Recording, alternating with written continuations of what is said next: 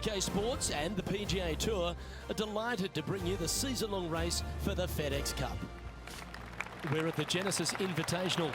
Today's coverage is just about to begin. Delighted to have 2002 PGA Championship winner Rich Beem in the booth. I'm Luke Elvey, and it's a good morning to Henny Koyak, who's out on the course following our featured group. Hey guys, I can't wait to watch these two go at it again. It was an incredible battle first time round, and I think there'll be a few shots fired out here.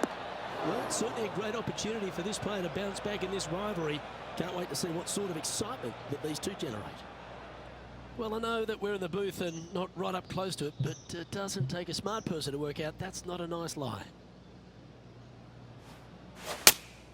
Going with the 5-iron here.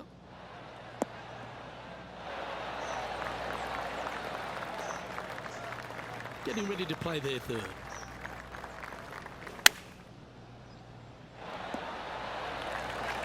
And the birdie putt here.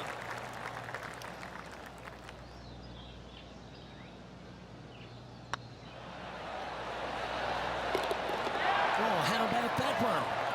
Can't birdie them all unless you birdie the first, Luke. Good start. Currently 1 under for the event. Always like to see your name moving up the leaderboard. Never a bad thing.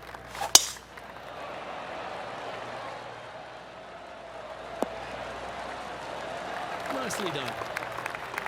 Well, what are we looking at with their approach shot, Rich? Because really that's all the challenge here on this par 4 second. Luke, the second shot is straight back up the hill. Better take an extra club if you want to get it close. 3 feet to go here to the hole. A little birdie looking here. And with that, he's now broken the tie, all alone at the top of the leaderboard.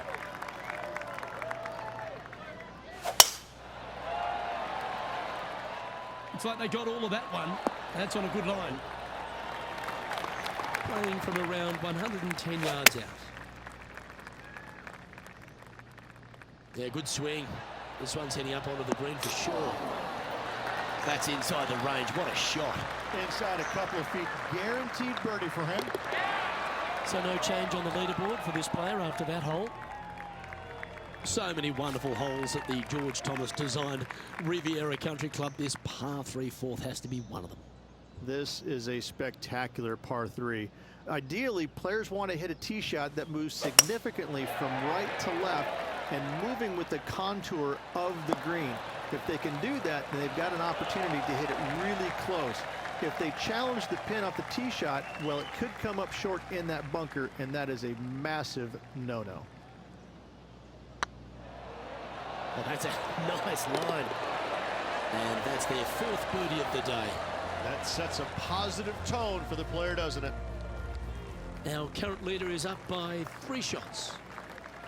Rich, the PGA Tour is basically a power game these days, although the 5th here at Riviera forces players just to hold off the tee.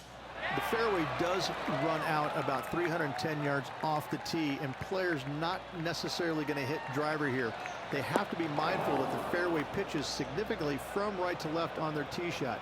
From there, they're hitting their second shots downhill again to a green that chases away from them front to back. Again, a simple looking second shot, but a difficult one to get close. All right, facing a little up and down here to save the par. And if this can go down, he'll save par. This is a good chance. Okay, steady now. And this one will be for bogey. Leading by a couple after that hole.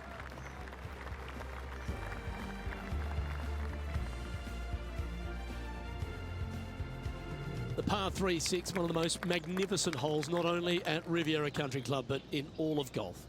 What an incredible design this is. And it really just takes this green and it makes it into a section of 4. The back right, the front right, front left, and back left, they all have their unique features to it, and that all is due to the simple fact that that bunker, which is tiny, minuscule, almost not even there, it basically shapes that green into the 4 quadrants. It is just an amazing design.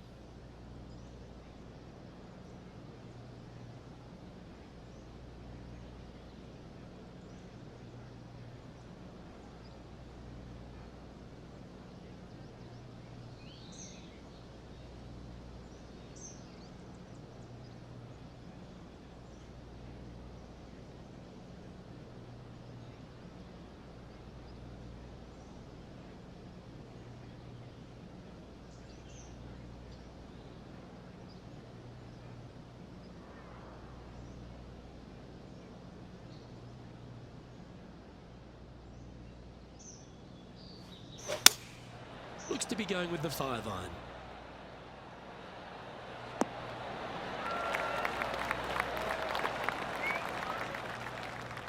Yeah, give yourself a pat on the back.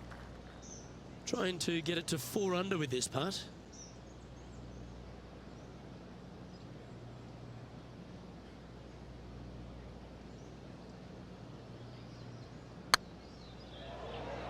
Come on, ball. Come on.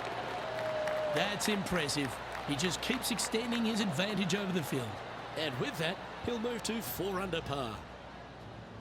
Well, that's worth reviewing. Let's roll the videotape.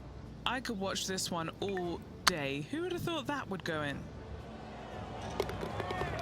And after that top play, they currently hold top spot on the leaderboard with HV3 in second.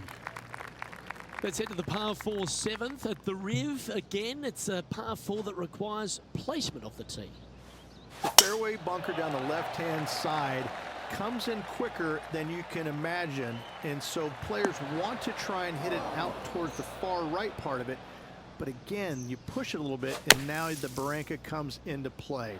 If you find the fairway, happy days. This green is probably one of the most severe tilted from back to front. Players need to make sure their second shots land past this hole in order for it to come back down towards the hole. You will have a downhill putt, but it's better than coming up short. And he needs this to save par. That was a gallant attempt. Just a tiny putt is all that remains. Our leader is a couple of shots up at this stage. The par 4 8th at Riviera is a choose your own adventure. Which fairway do you like to take?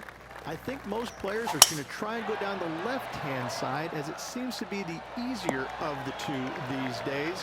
However, where they stick that flag stick, well, that's a different question. If they stick it up front right, the left-hand side of the fairway, that's not the easiest approach.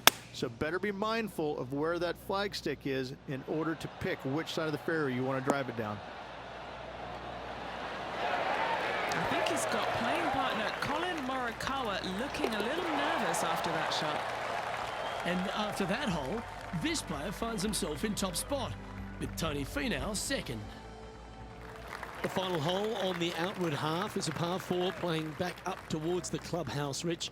It's a good par 4. Only the big hitters are going to be able to carry that fairway bunker down the left-hand side. Most players are going to try and avoid it and even miss it the fairway out to the right-hand side, which is not a bad miss. From there, the second shot is directly uphill.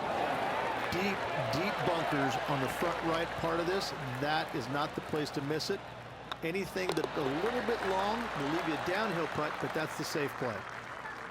Here we go, Rich. In the lead, late in the championship. It's exciting.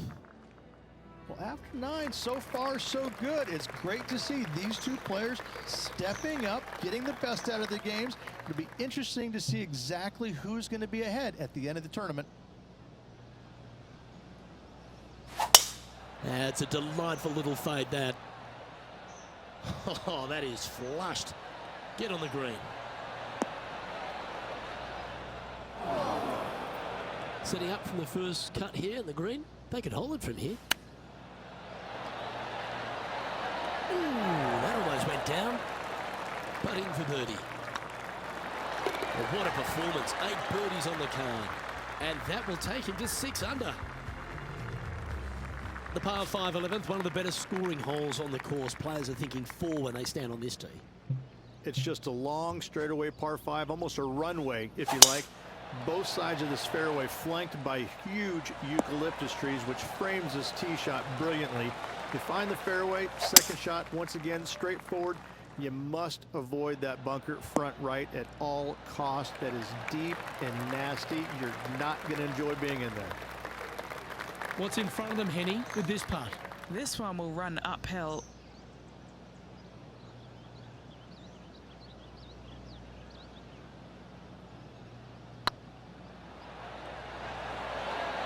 It was on a good line. It's just about 3 feet away. This is what they have left for birdie here. And maintaining top spot on the leaderboard after that. When you stand on the 12th tee, Rich, you're thinking to yourself, oh, a couple of strong back-to-back par 4s, and it starts right here. This is where the golf course gets extremely difficult, Luke. This tee shot moves from left to right, but massive overhanging eucalyptus trees down the right-hand side prevent you from hitting a high draw over them. Once you're in the fairway, though, your second shot is to a green that's really not as big as it should be for such a long hole. And there's a famous tree just short and left of this green, Bogey's tree. Not because of the score, because Humphrey Bogart used to sit there and just watch everybody butcher this hole.